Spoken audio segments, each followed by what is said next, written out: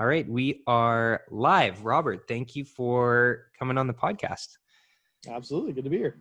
So I thought we would just start by sharing and providing some context with whoever's listening or watching this with how we are connected and how we know each other. And I'll give my recollection and feel free to add in any bits that I miss because it's been a while since we've spoken.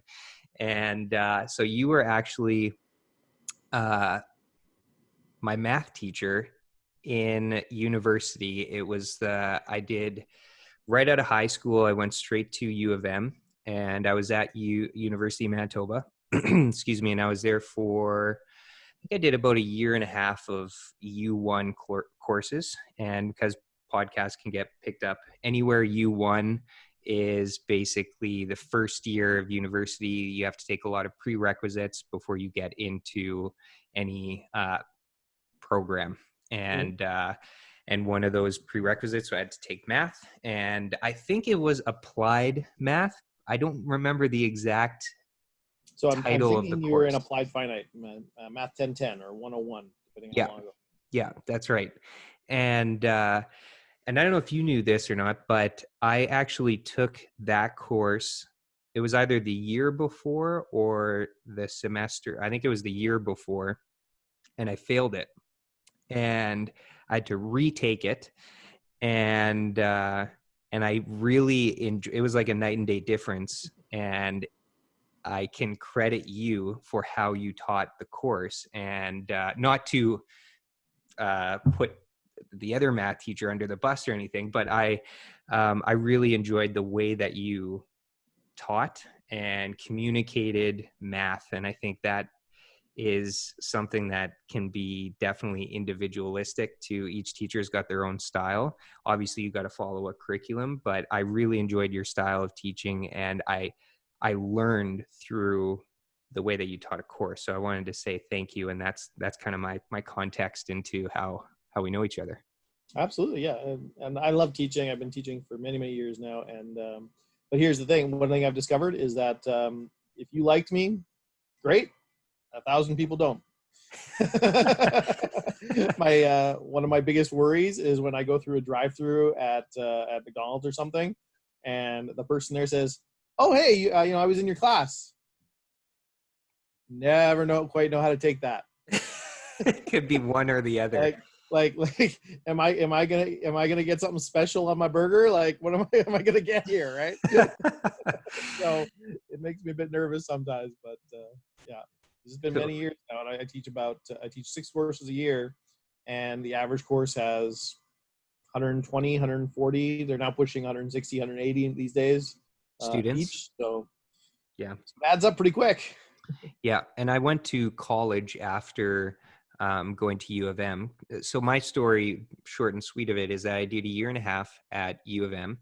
Didn't know what I wanted to go into or major, so I took a year off and went to Australia with a friend of mine, and we worked and traveled and did that whole thing for a year, and then came back and then went to college, Red River College in Winnipeg, and then majored in marketing and went into business, and it was a 2-year program. So I have both the university experience and then the college experience, and I know, yeah, I'm not surprised with the numbers you were talking about in your classes. The university definitely has large, you are a number, more so. Yeah. So what's your background? How did you get into teaching and specifically math? So I graduated high school in 2000, and at that point I already knew I wanted to be a teacher. I always loved math, and so when I was the kid at 6 or 7 years old, what do you want to be when you grow up? And I would say I'm a mathematician. So yeah, I'm a nerd full out. And so coming to high school, I was actually helping friends all the time with math, and I would give them tutoring and stuff like this. So now I enter university, and I felt like I knew exactly what I wanted to do. I loved math, and I also loved programming, computer science. And so I came across this joint program, which was awesome, and I took that. It was a joint math computer science. And so at the end of it, you essentially have an honors degree in both, but not quite. And so you cancel out a few of the highest level stuff in both of those. But at the end, you're essentially qualified for a master's in both. And I was qualified for a master's in both, which was nice. I didn't know at the time, but I was very, very lucky getting in that program. About 20 or 30 of us were in the program to start, and only 3 of us graduated. So it was a very hard program. I didn't realize when I started, but I'm so glad I did it now. But I graduated from that in 2004, and then at that point went straight into a master's. And again, at that point, I knew that I did not want to teach high school. I didn't know that when I started university, but by that time, I definitely knew, with seeing a lot of the politics that went along and a lot of the issues that went along with teaching high school, did not want any part of that. And so going to my master's was a means to an end. I wanted to teach university, and they required a master's to do that. So great, let's do it. Mm-hmm. I decided on a master's in math. And at the time, again, I didn't realize how big a difference there was between a master's in math and a master's in comp sci.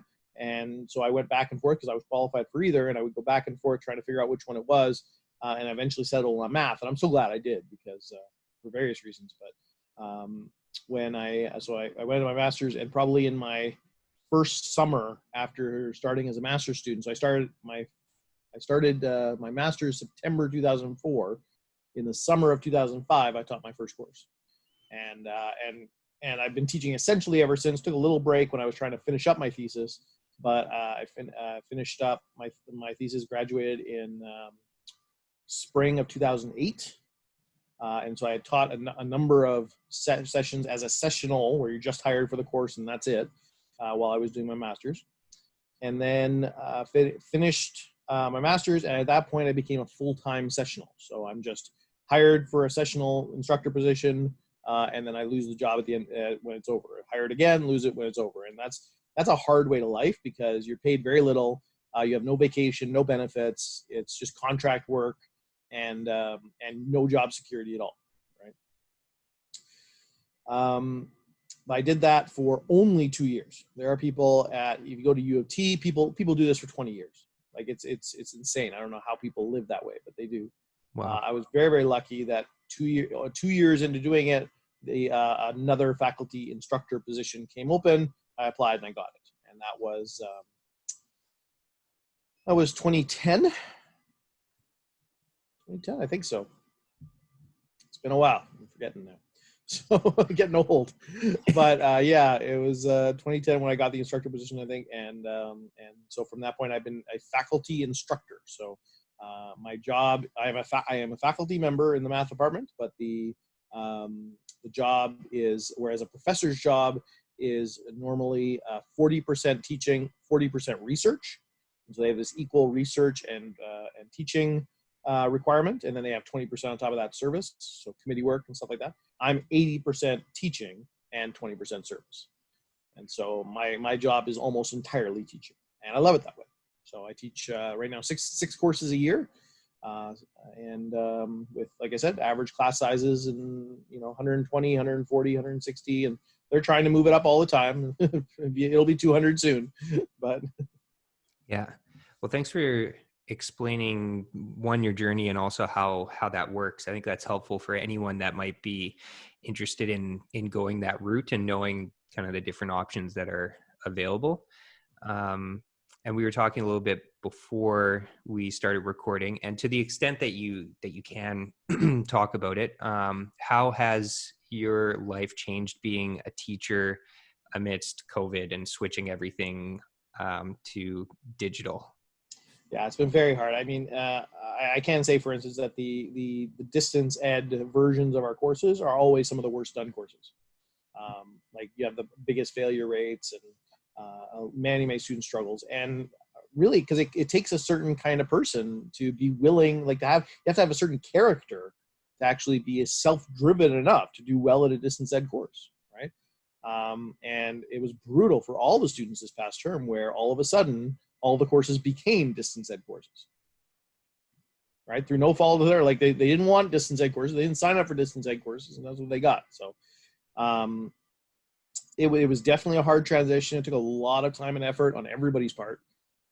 In the end, what I decided to do was I actually recorded my lectures, and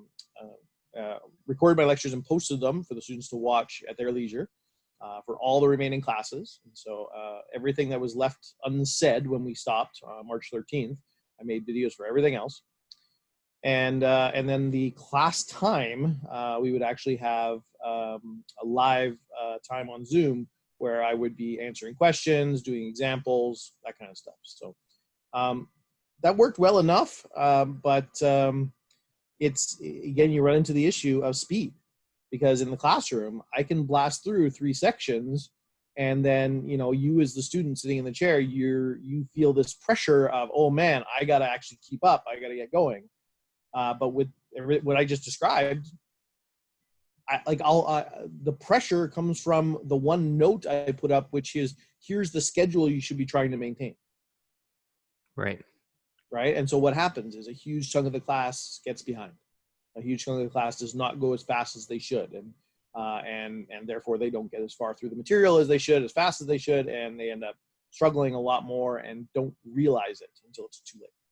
Mm-hmm. And I think certain classes, that's a good point too, thinking of just any, doesn't even have to be math related, but any courses that went digital. Some courses are, and it's subjective as well, what I'm about to say, but some courses I think would be easier than others to learn through distance ed.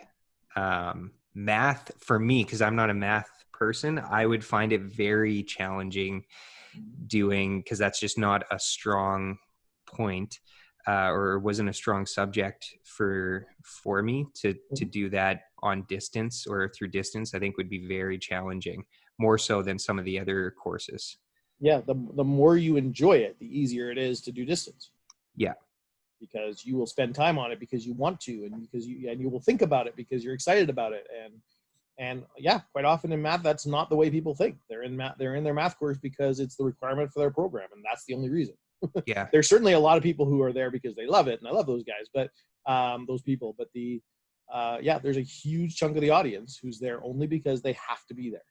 Mm-hmm. And so yeah, when distance comes around, it's not that math is so uninteresting to them they don't do it. It's that everything else in their life is so interesting. Right? There's so much more interesting to do than to focus on their math class, so they don't. Yeah. How have you have you changed a lot in your teaching? Did you have to change a lot in your teaching style going from in person to digital?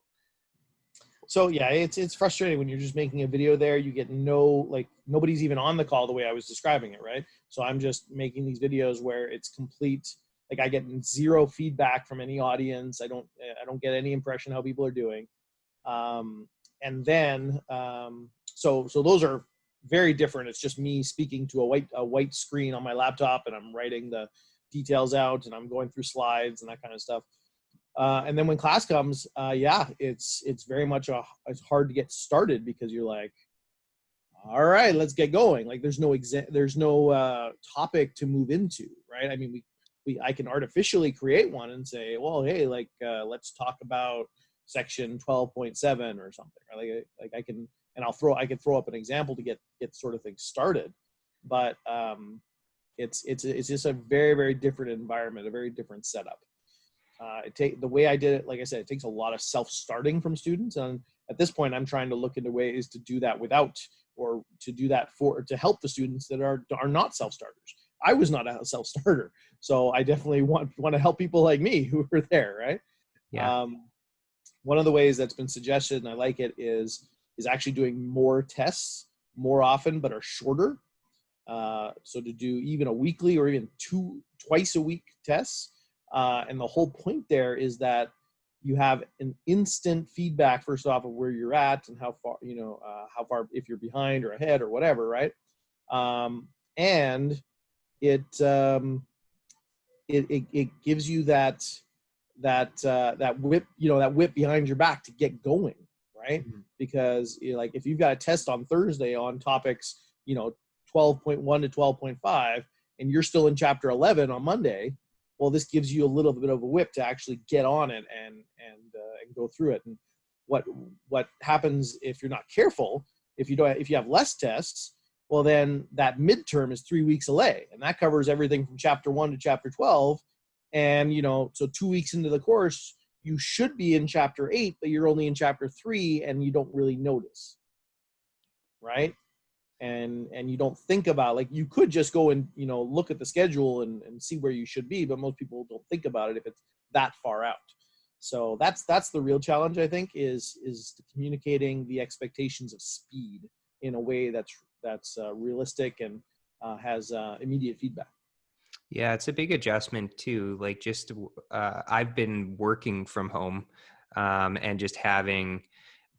So what I've done that has helped me is that I also balance working from home with also working, now that things are starting to open up, at least here in BC. There's a co-working space that is close by, and so I'll go there and work at least once a week. That's going to be my goal, is to at least get out of the house and go somewhere and work once a week. But it's really hard when obviously we're all quarantining, and we have to work or go to school or do whatever it is that we need to do that was traditionally outside of our home, in our home. And there's a lot of distractions and tough. It's tough to still do what you need to do, and especially if you have kids and now you're filling the role of, oh, I have a full-time job, but now I'm also full-time taking care of the kids, or whatever. So it's definitely challenging. Is there things that you would encourage students or anyone that is wanting to do an online course, like set up at home, or like just things that you can do to set up your space to just help you focus and like crack the whip, like you said, to do the work? The first thing is you've got to have a goal. Well, no, that's not the first thing, actually. The first thing would be you've got to have a why. Like, why are you there? Right? Because with math especially, math is hard enough for most people that if you don't have a solid reason why you're there, a lot of people drop out. I mean, it's normal in a calculus class to have a third of the students drop out, right? VW, voluntary withdrawal, and that's kind of scary when you realize that the people who are in that room took 3 years of pre-calculus, right? Like just think about that. If you took 3 years of pre-driving and then you had a driving class and a third of the class drop out, like, what were you doing for those 3 years of prepping for that course? And why are you not prepped? Right? So there's definitely a lot of issues there. But to have a why, like for me, what it was is I wanted to teach university. Like, I wanted to eventually be a teacher. And there were many times, especially in my master's, where I had to hold on to that because it was really hard. And I had to say, okay, I'm going to get through this because I want to eventually do that. So that's the first thing I would say, is you got to have a why. Like, why are you in this course at all? Can I hit pause for 1 second? I think that is very key, because I didn't have a why and I didn't know what I wanted to do. So it's kind of a double-edged sword. I didn't know what I wanted to do. So it was good to experiment and try a bunch of different courses. However, I didn't have a why. So when it was challenging or really hard, my why wasn't there to like push through some of the challenging courses that I was doing. So for personal experience, I found it helpful to take a break and take a year and go travel and work and get some life experience under your belt. That year, even though it was in Australia and there was plenty of good times, I worked my ass off at many different jobs that were tough to get. They were cash jobs. They were very like labor intensive jobs. And it kind of got my butt into gear on, I don't want to do these jobs for the rest of my life. And so I wanted to come back to go to school to get some sort of background education in something. I had a stronger why after I got a little life experience. So I think that was helpful for me, but I could see it being a challenge too for a lot of students. Going back to like that go through university, there's a lot of them that don't really know what they want to do, and they haven't spent a lot of time on that finding the why. It's even deeper than that, I think, because in North American culture, what do teenagers do usually? Like the entire expectation on teenagers these days is stay in school and don't get pregnant, Right. or don't get anyone pregnant, or don't do drugs. Like that's almost the extent of it too much, right? Like when you're a teenager, it's such an amazing blessing in today's world where you've got all the capabilities to do anything. By the time you're 16, as a guy or a girl, you've got all the capabilities except for a brain sometimes, which is unfortunate. But you've got basically all the capabilities physically to do anything and everything. And what ends up happening in our culture is people go the direction of, oh, I can do anything and therefore I'll do nothing. Right? Or like, let's just live the hedonistic lifestyle of have as much fun and feel as good as I possibly can. Yeah. Right? Whereas you could just as easily say, I'm going to see, let's go dive in and let's see if I can be the youngest person ever to start a business, or the youngest person ever to be a millionaire, or the youngest person ever to help 1 million people, or the youngest person ever to build a school in Haiti, or the youngest, like nobody thinks of those as an option. Right. And unfortunately, we as parents don't do a good enough job of pushing our kids to do stuff like that. Mm-hmm. So that's something I want to do. Is I want, as my kids, my oldest is 9 now. As he's getting older, I want him to see that, like, he can be a superhero even at a young age. Mm-hmm. Right? That's something we've talked a lot about with him and his younger brother now too, is that they can actually make a difference in the world today. And so as they get older, I want them to have a why before they get to university, because what my situation was is exactly that. I lived the hedonistic lifestyle in high school, and what that looked like for me was just playing video games nonstop. Right? Mm-hmm. I would go to school and I'd be home by 4, and I would literally be on video games from 4 p.m. till 2 in the morning, every day, all day. My favorite story was from this grade 12 spring break. I did an experiment where what I wanted to do was I wanted to be up playing video games 18 hours every day, and at the same time get 12 hours of sleep every night. Okay? So think about that for a sec. First off, that's how little life I had. I wasn't planning to go to the beach with friends, or no. I just wanted to play in my basement. But those don't add up. I hope the people listening notice that, right? Is that 12 hours of sleep and 18 hours, that's 30 hours. And so what happened was, like, let's say the first day of spring break, I'd be getting up at, let's say, 6 in the morning. Well, I go to bed 18 hours later. So 6 and 6 would be 12. And so another 6 hours after that. So we're looking at, I can't do simple math. 6 p.m. Add another 6 to that was midnight. Yeah, so you're going to bed at midnight. But then you sleep from midnight till noon. And so you get 12 hours. And so now you get up at noon and you stay up 18 hours. And so that's noon to midnight. And then 6 a.m. you're going to bed. Right? And then you sleep till 6 p.m. And so my day rotated throughout the week like this. And it worked out perfectly. I was so excited. I got up for school at 6 a.m. Monday morning. Wow. And so I basically, what it came down to was I lost an entire day in that week. Yeah. Right. And but that was my lifestyle. My parents let me do it. They let me get away with it. And it was completely all about, how can I feel the most pleasure? How can I have a lot of fun? That's all it came down to. And so, when I was just very lucky that I had a why when I got to university, because I knew I actually wanted to teach. I actually enjoyed teaching. But because of all that wasted time, I also had no work ethic at that point. So you put all this together, and the average person in my classes is coming in with very little work ethic and very little why. Or you did have work ethic, but it was towards video games. And unfortunately, Twitch wasn't around back No, then. there was no Twitch. So you couldn't make any money off playing video games. Yeah, and mining hadn't even started yet. World of Warcraft came out while I was a student, so a university student. So There we yeah. go. Yeah.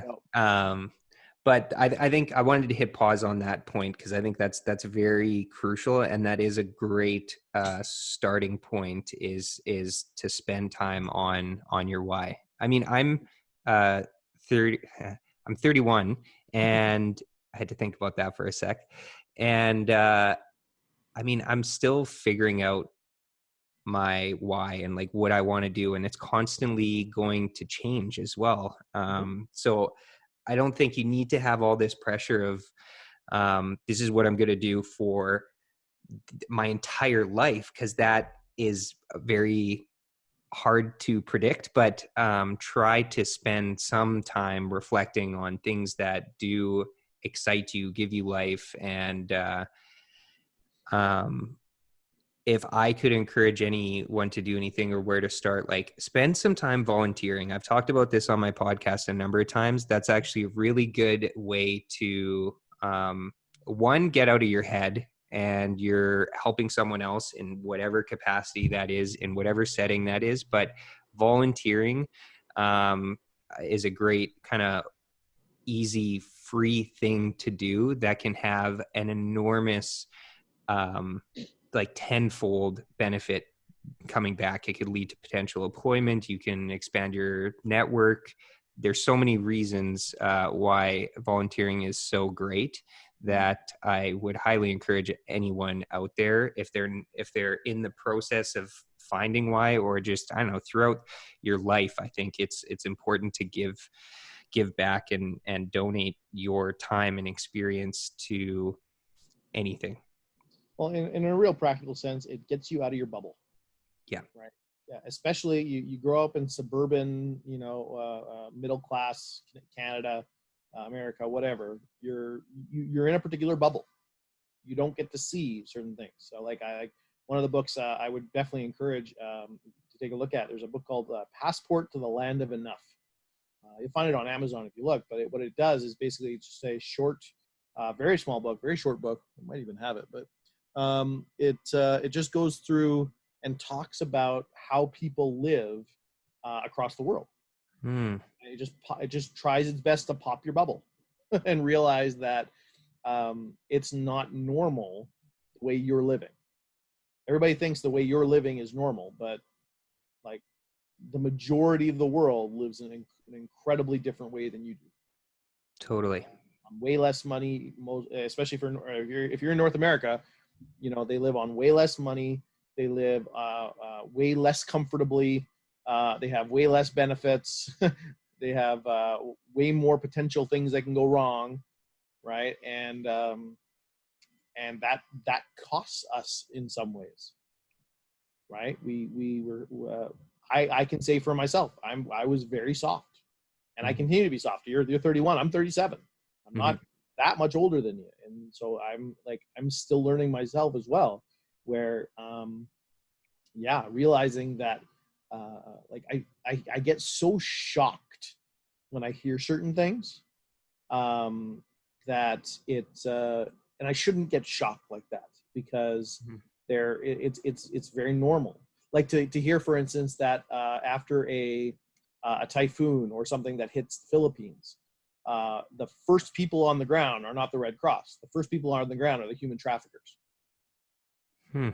Right? To hear something like that and to realize like the intricacy that goes along with that kind of situation, like how much infrastructure is built so that the guys who want to do nasty things to kids are on the ground first. Right. Like that's the kind of scary stuff that's like, what kind of what kind of world do we live in?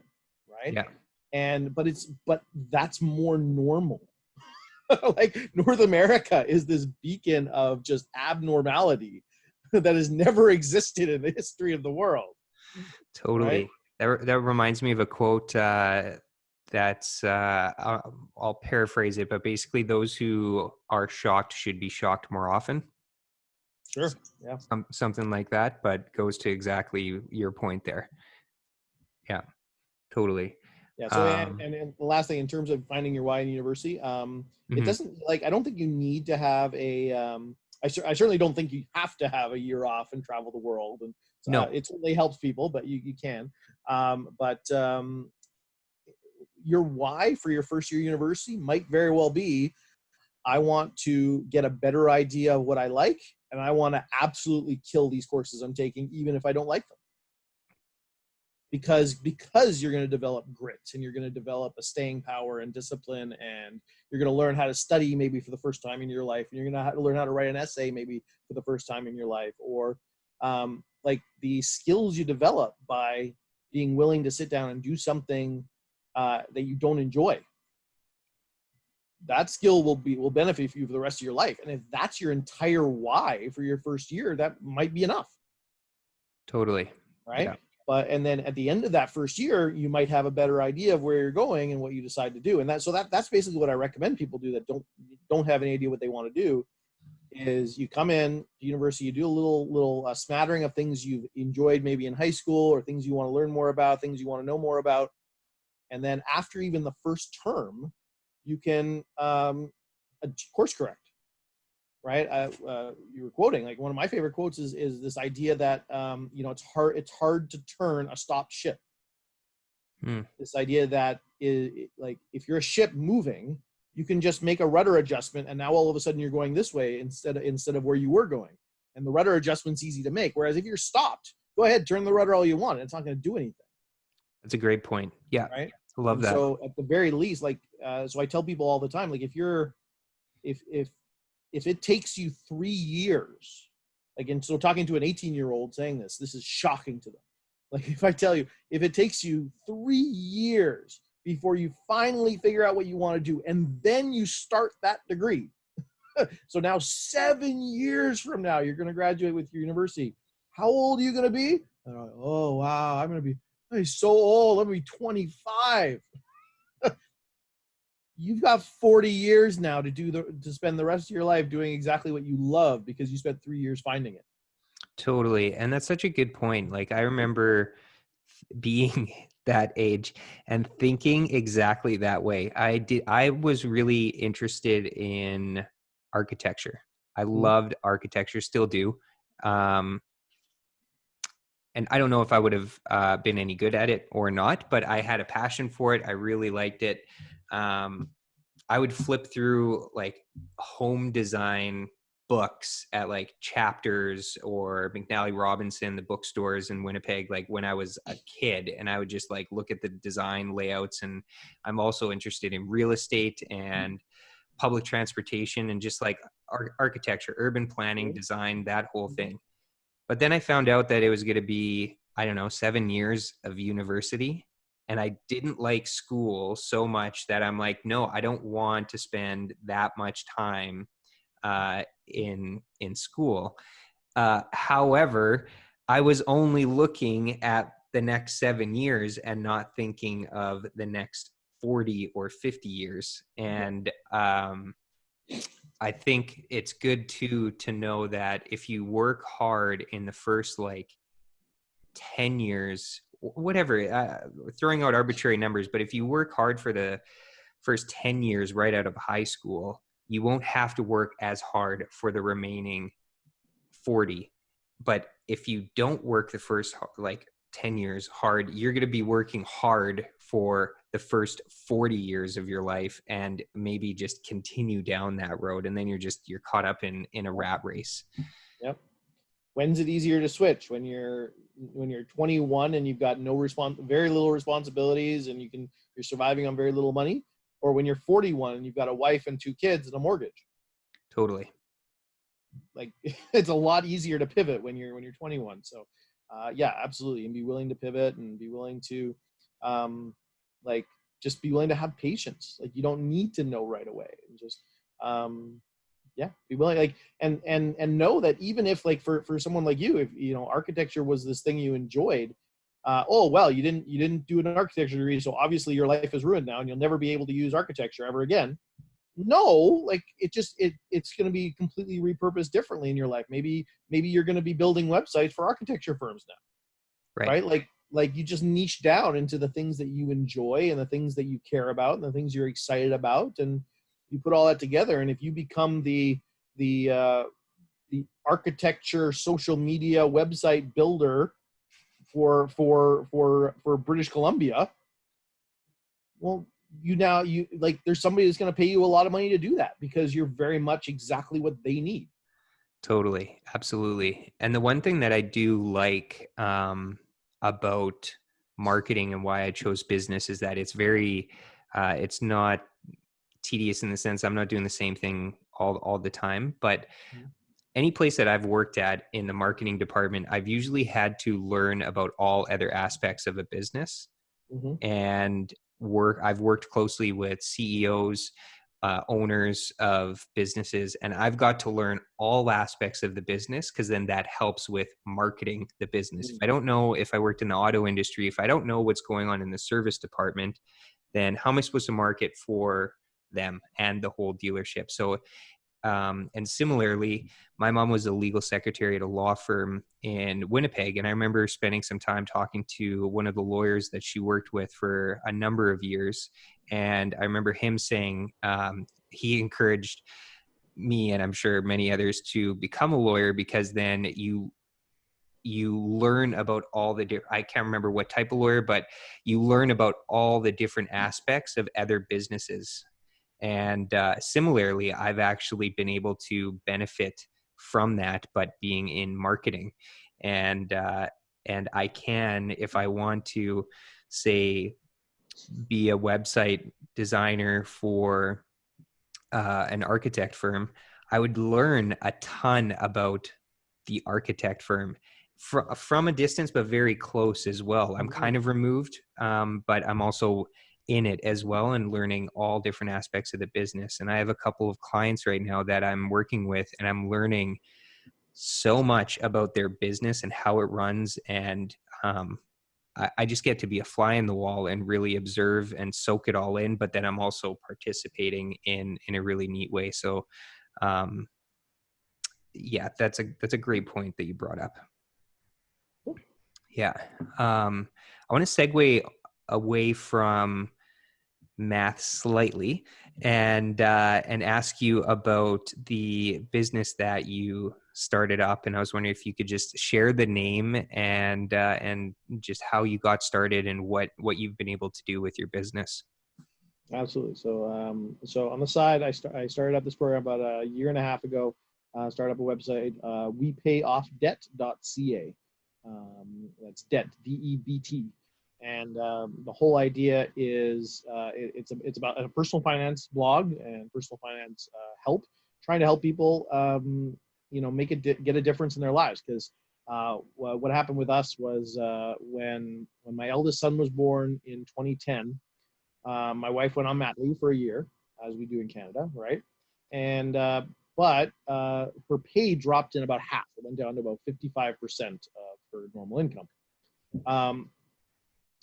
And she's a nurse, so they actually had a benefit where it was 100% for the first few months, but then it dropped down after that. And when that happened, before that, we had been making enough money and living frugally enough because we recently graduated as students that we were actually doing quite well financially, and we were paying down some debt. We paid off our first car, for instance, right? So it felt like things were really good.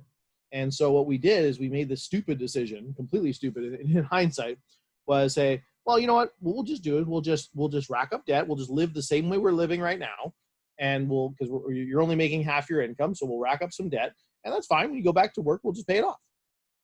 Well, what ended up happening, of course, is we weren't very good planning, and so my wife went back to work, and then we put our son in daycare, and we didn't factor in the daycare costs.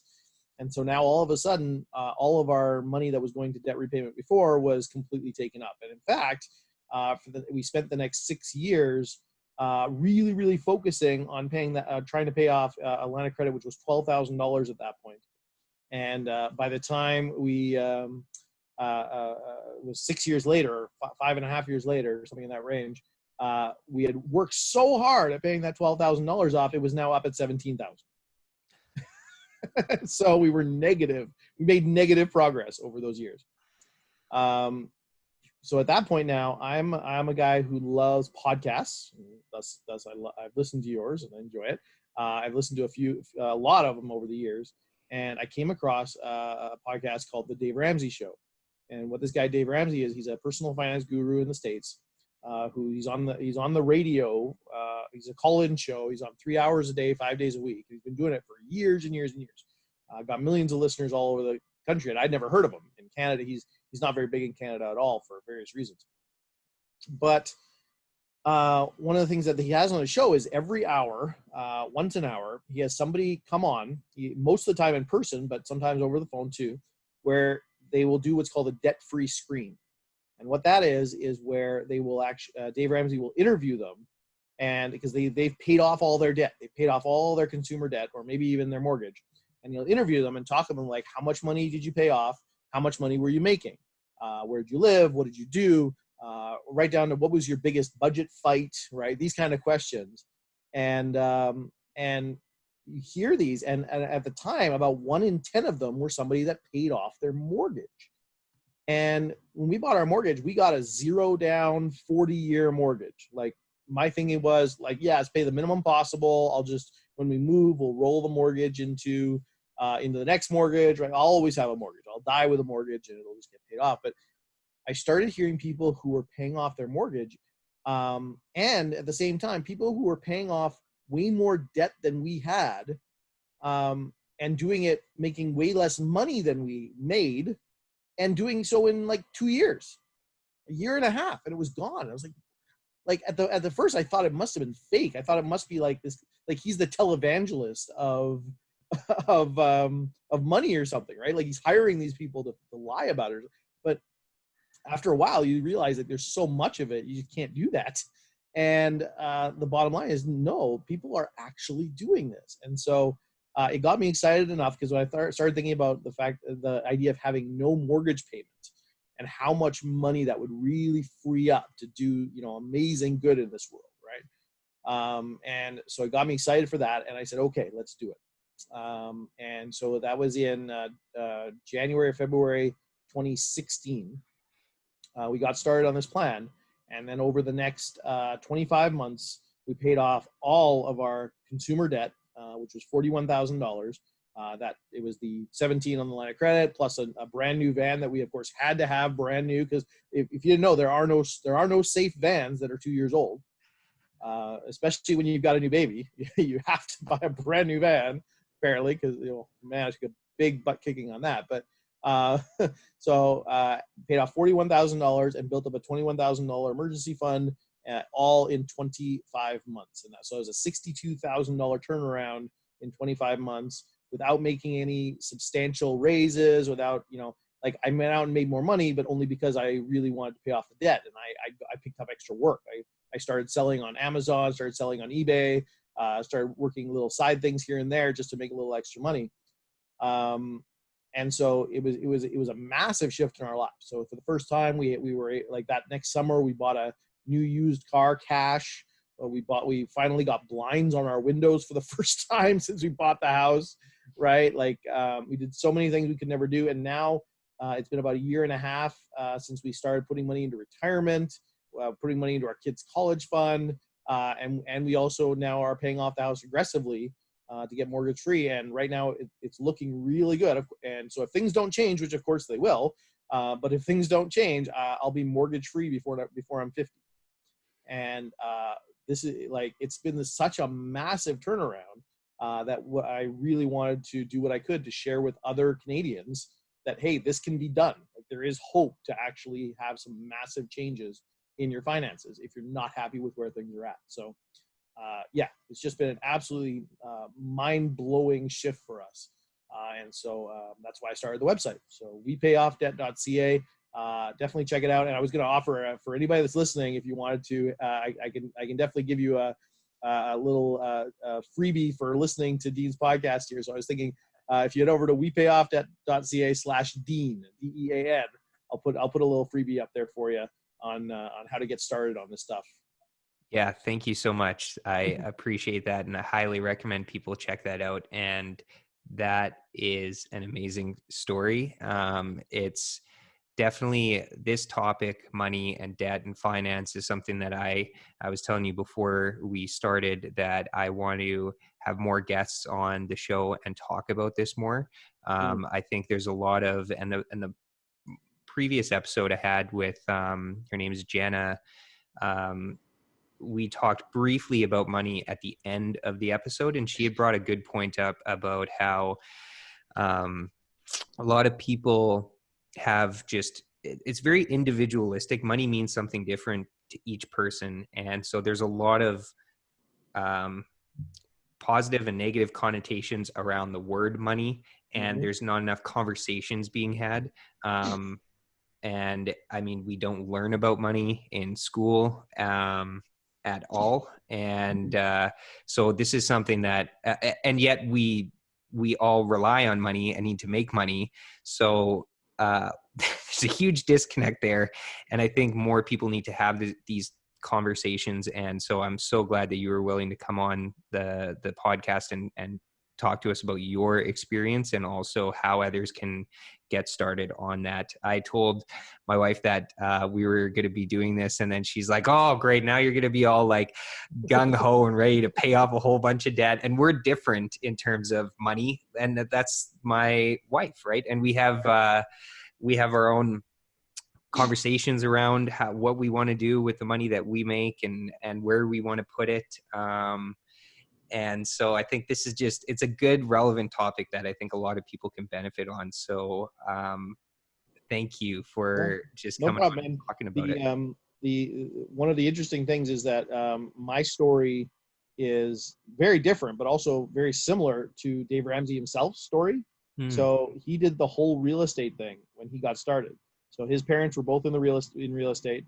Got his license at 18. He was and what he did, by the time he was 26, he was a millionaire. Had $4 million worth of real estate with $3 million in debt. And so he's making $250,000 a year. And that was at 26. By 30, he was bankrupt. And so he lost everything. And the way he describes it, it was that one of his banks got sold to another bank, and the new bank looked down, and that they saw that they had a 26-year-old who owed them millions and millions of dollars, and they didn't like this. They thought that made them nervous, and so they did what they could, and they pulled his notes. And this began the unraveling of his whole, all his empire, is all his real estate, and ended up going bankrupt. So in the end, then so 2 years after that, he the way he describes it, he went and learned God's and grandma's ways of personal finance, right? The old tried and true methods, and things like just staying away from debt. And this is one of the big things he pushes. And that's the thing with me. Like I read Rich Dad Poor Dad, right? I know we've had conversations about that over the years, and I'm like, that's who I used to be. I would be the guy that, yes, if I can invest, if I can borrow at 6% and invest at 8%, I will do that every single time. But now I'm like, man, it feels good being debt free. It feels so amazing. And not to mention the fact that I have absolutely no track record to look back on and say, man, yes, if I use debt, I will succeed. Because every time I use debt, it always blew up in my face. Yeah. As the bottom line. So similar with credit cards, I'm credit card free now. I've not used a credit card in over 2 years, 2.5 years, I think. And it is possible in Canada, which is a lot of people say it's not possible. I have stayed in hotels. I have rented cars. I've taken flights many times. Like, I've done all the things that you say you can't do without a credit card, and it's totally doable. So yeah, that was the bottom line with me. Debt was not a blessing in my life. And so, yeah, I'm very happy it's gone. And like I said, I'm super excited that my mortgage is going to be gone at some point too. So. Yeah. And during COVID, with Canadians, a lot of homeowners were able to defer Mhm. their mortgage payments. We were one of them. Oh, yeah. And I can tell you that hitting pause for now, I know that we'll have to pay all the interest back once we go back into paying them. But once we um, have personally experienced not having a mortgage payment, the amount of money that Mm. is free and available, um, like we're gonna be Pretty so impressive. bummed. We're gonna be so bummed when we have to go Seriously. back to mortgage payments because that's such a big chunk of um, our finances and a lot of people's that carry a mortgage. So uh, if there's anyone else that has deferred a mortgage payment during this time and seen, wow, like I have a lot of extra cash here, imagine paying off your mortgage as soon as possible so that you can actually live your life with that. Seriously.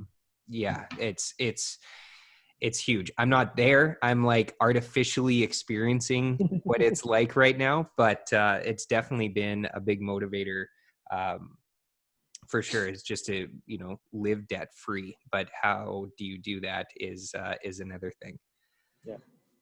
Yeah. Yeah. So yeah, if anybody like I can put a little bit of a primer video up with some information at that website. I said wepayoffdebt.ca/dean, and if you head over there, it'll give you a little bit of a rundown on how to get started if you're interested. And certainly anybody can always reach out to me if you have any questions, if you want to know any more details about the way I do things or how I do things. You can always shoot me an email. You find me on social media if you just search up. I'm on all the main ones.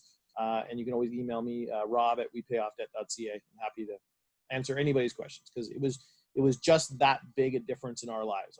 I just want people to experience the same thing. Yeah, that's perfect. That's so great. And I think we'll wrap up in about 10 minutes because I just got a text that I'll have to get going soon. But is there anything that you wanted to talk to more at length on this topic, or just encourage people to go check out the website? Mm, I think the no credit, like I'm just thinking the no like living credit, like having no credit cards. I think that's a big one. I think everyone gets looped it's into well. have a credit card, but a lot of people do not know how to manage money.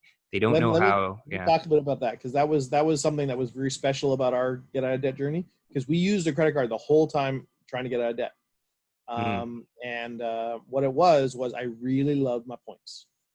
I had a PC Mastercard. I love ever since I was 21. I had that, and I was able to use it and get it. And every 3 months or 4 months, I would get this free groceries basically at Superstore, right? And so what it was is I worked really hard to keep that. I wanted to do anything possible to keep that, but I also knew I had to make a budget, and at the same time I have to track a budget. I actually need to know, is my budget, am I actually sticking to my budget or not, right? And you can't do one without the other. It's just useless. And so I would try over and over and over to make a budget. And I was good at making budgets. I was taught. I was one of the few that was actually taught how to make a budget in K to 12. And because I'm a nerd, I got good at it. Got an A in the course, right? But when it came down to the real life, I could never make it work.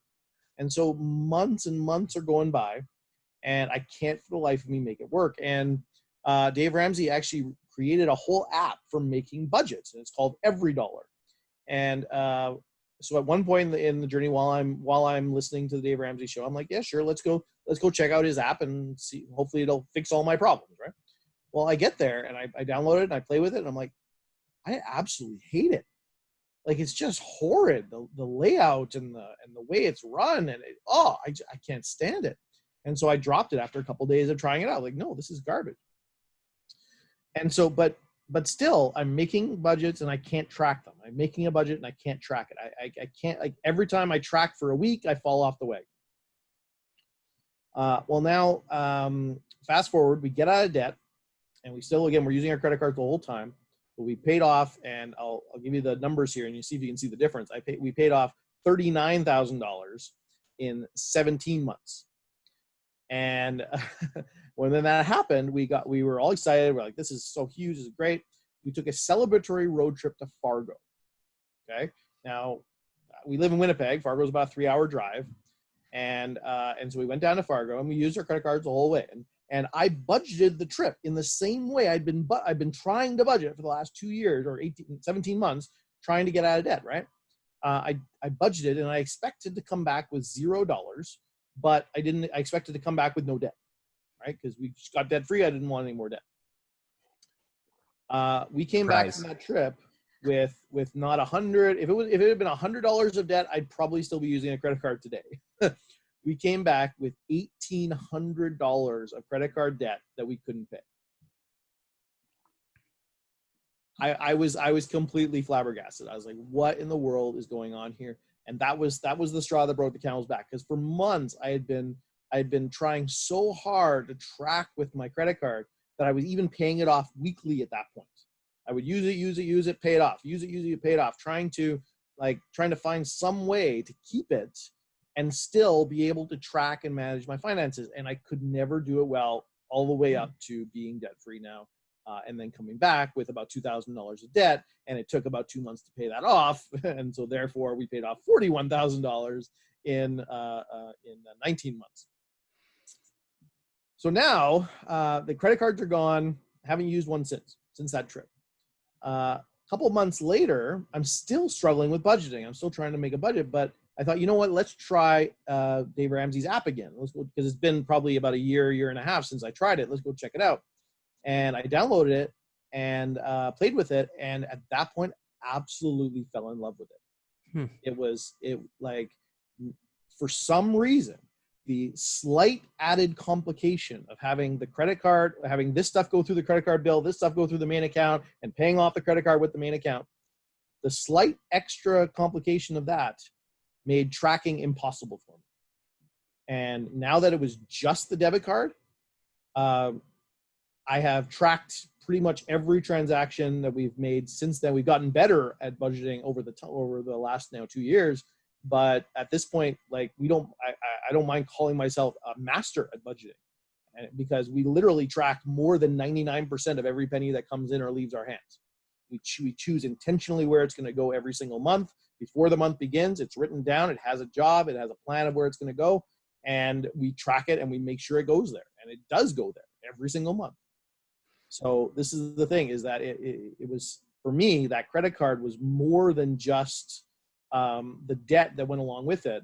And by the way, I never had credit card debt. We always used the credit card for everything. And then I paid it off with our line of credit at the very least. Sometimes I paid off with our main card, but normally I would pay it off with the line of credit when it was due. And then we would just throw whatever extra money we had from our main account on the line of credit. Yeah. Right. And so I never paid a penny of the 19% interest. I paid on the line of credit was 16%, or sorry, not, was 6%, 5.5 or something like this, or around there, that kind of range. So it was very low interest, but that was the thing that went up. It was started at 12 and it made its way up to 17 over 5 years, right? 6 years. So anyway, the credit card was not like I had credit card debt, but it was on my line of credit. So I never had credit card debt. But the thing about it was the extra complication, the slight complication, and it's very slight, but that slight complication was enough to make the process not dead easy. And when it was not dead easy, I didn't stick to it. Yeah. Now it's dead easy. And now at 9:30, 10 o'clock at night, I can be tired, lying in bed, and I can update my budget with a brain power level 2, right? Like a 2 out of 10. And it's completely tracked and it's completely accurate and it's always on the ball. Yeah, that's so good. And I think another thing too that I should have probably prefaced in the beginning of the conversation, I think I will in all conversations when it talks about money, is that you can throw any assumptions out the window when it comes to talking about money, because some people don't know. Like I just thought of, I know what you're talking about when you're saying just paying off your Visa balance with your line of credit, because I have a line of credit and I have a Visa. And the reason why you do that, for those who don't have a line of credit or know how it works compared to a Visa, is that you want to pay off. The Visa typically has the highest interest rate. Mm-hmm. A line of credit has a lower interest rate. And after whatever, usually visas have or credit cards have a grace period of anywhere from typically around 20 days. And then at the 20-day mark, whatever your balance on your visa is, you have to slap that high percentage, usually 20%, on whatever is remaining. 40 sometimes. Right. And then you get that just gets added to the balance of the credit card. And a credit line, you get charged a lower interest rate and daily. So whatever the balance is, you start paying interest on that. But the way that they calculate it is, I don't know the formula, but I know they divide it over like, I think like a 365-day period or something. And it works out to be a very, very, very small amount. So it's more beneficial for people to, if you have a credit card, if you're trying to pay down credit card debt, to have a line of credit to pay off, so you're not getting dinged with high interest, because you might be making some payments, but then it's so high and the interest rate is so high that you're not going anywhere. It's just building up. So it's good to I just wanted to talk a little bit about that, because some people don't know how a credit line works. Yeah, and it's good. That's good to bring up. The thing was, though, and I know we're almost out of time, so I'll make this quick. But Yeah, no worries. As the math guy, I totally knew all that, right? And I thought that was it, right? Like, but what I've discovered is that money, especially, is way more behavior than it is head knowledge. Way more behavior. I mean, even things like, look it up. When you use a credit card, you pay 12 to 18% more. Not because of money, but because you actually buy more. Oh, right. Okay. Like we are such irrational animals. My favorite study was the study where they showed that, or McDonald's, when they put salad on the menu, people are way more likely to buy burgers. No way. Look it up. It's a crazy stat where if you take half the McDonald's in the country and put salads on them, and the other half of the country no salads on the menus, the one with salads on the menus will sell more burgers, sell more fries, upsize the fries more often. And the justification basically comes down to this idea of people come in, they look at the menu, they see the salad, they consider the salad, and they say, I could have a salad today. No, I don't think I want a salad today. Hey, I'm actually a really good individual with my eating. I really can think about the things yes, I will upsize those fries. Thank you so much. Like, that's basically the way that people think. It's this whole field of behavioral economics.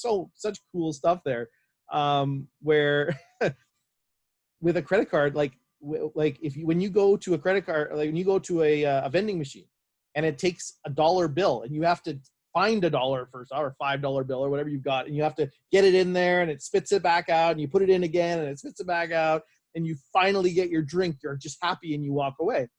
When it takes a tap from a card, you get a drink, you get chips, you get right? You're completely happy to spend lots of money because it's easy. When you have an Amazon Prime membership, how easy is it? Oh, wow, Cheerios are on sale on Amazon. Click, bought. Right? So this is the thing. The data will show that you spend up to 100% more when you use a credit card. In fact, it's absolutely crazy. So so much of this is not math. So much of it is total behavior. And so getting control of the behavior is the biggest issue. And that's what we finally got control over. Yeah, that's such a key point. And being in marketing, that makes me want to now study a lot more, spend some time researching on behavioral economics, and just, how people, what people are actually doing. That's a fascinating stat. Thank you for sharing that. Yeah. I love the McDonald's study is one of my favorites. It's crazy. Yeah, no kidding.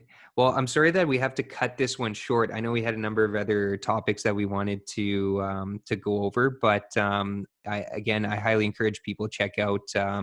It's wepayoffdebt.ca. Did I get that right? /Dean. Yeah. /Dean. So yeah, check that out, and I hope that people just start having the conversation more about money with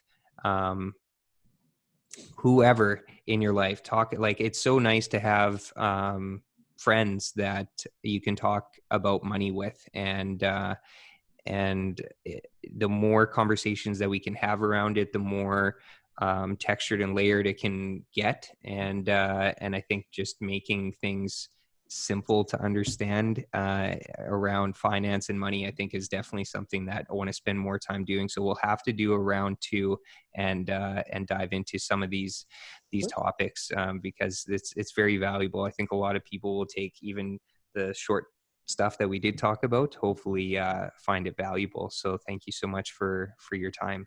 Absolutely. And yeah, you're absolutely right. People, what I found is Canadians are even more willing to talk about sex, about marriage, about parenting difficulties. Like, they'll talk about anything before they'll talk about money.